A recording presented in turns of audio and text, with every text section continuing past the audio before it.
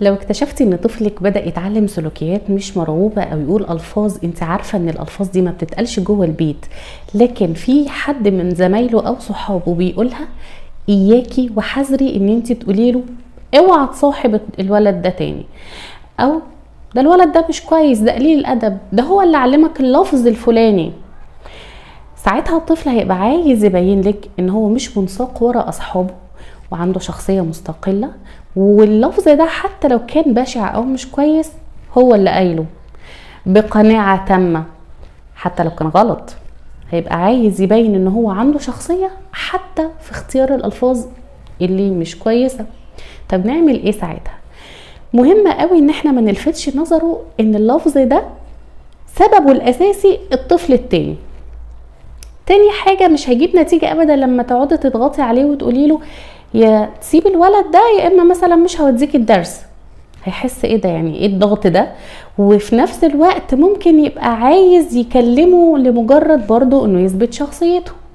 احنا بنتكلم في سن 7 8 9 سنين. تالت حاجة ودي مهمة جدا، لازم نزرعه في بيئة عايزينه يطلع منها بحاجة. يعني لو انا عايزاه يقول الفاظ كويسة، احطه في بيئة بتقول الالفاظ الكويسة دي، اغير له البيئة بتاعته. لو هو الولد زميله ده اتعرف عليه في درس معين في مكان معين، من غير ما ياخد باله احاول اغير له البيئة اللي الولد ده فيها.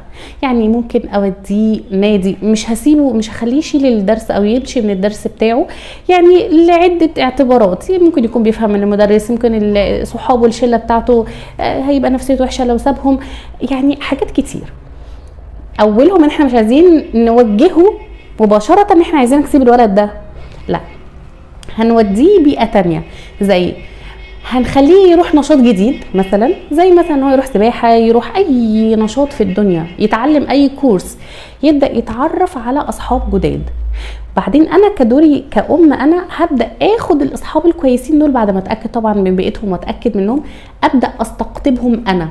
مرة اعمل لهم حفلة في البيت، مرة نخرج مع بعض نروح نادي، مرة اعزم حد يكون انا حاسة ان هو هيبقى شبه ابني، هيضيف له في اخلاقه وفي سلوكياته، اعزمه مرة عندي، ابدأ اوجه الضوء كده عليه قدام ابني. الله، ده الولد ده ما شاء الله، ده كويس، ده جميل، ده الفاظه حلوة، ده امور قوي، ده شعره جميل، الله ده بيحبك قوي. تجيبي له هديه تديه لصاحبه. المهم تعملي توطيد علاقات ما بين الولد ده وما بين ابنك. خامس حاجه ورابع حاجه مش فاكره، ودي برضو مهمه جدا، اثناء ما احنا بنحاول نخلي الولد يبعد عن صاحبه الاولاني ده، مش عايزين نعيب في صاحبه الاولاني ده، لكن هنعيب في السلوكيات.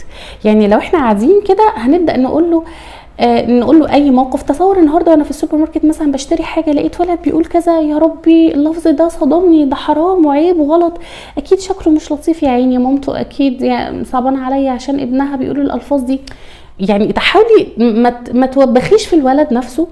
انت برضه ما تعرفيش البيئه اللي هو فيها عامله ازاي، بس هنقول له السلوك ان ده مش لطيف ان هو يعمله، وواحده واحده هيلاقي نفسه بيندمج مع العالم التاني اللي شبهه اللي انت حباه، والعالم اللي انت حاسه ان هو مش شبهه او مش بيضيف له او بيقلل منه احنا نتجنب الكلام عنه خالص. لما يجي يقول صاحبي لا نغير الكلام، او زميلي ده اللي هو بيقول الفاظ مش كويسه، زميلي ده بدا يعمل كذا، احنا بنتجنب.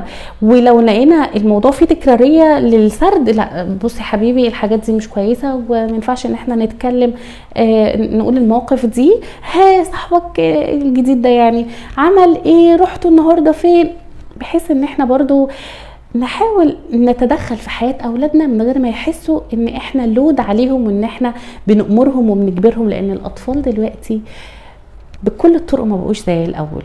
الاطفال دلوقتي بقى عندهم طاقة عند فظيعة واطلاع على ان هم عايزين يبقوا شخصيتهم قوية وهم المسيطرين، حاجة يعني ربنا يعافينا ويعافيكم يا رب، ويهدلنا اولادنا اولادكم.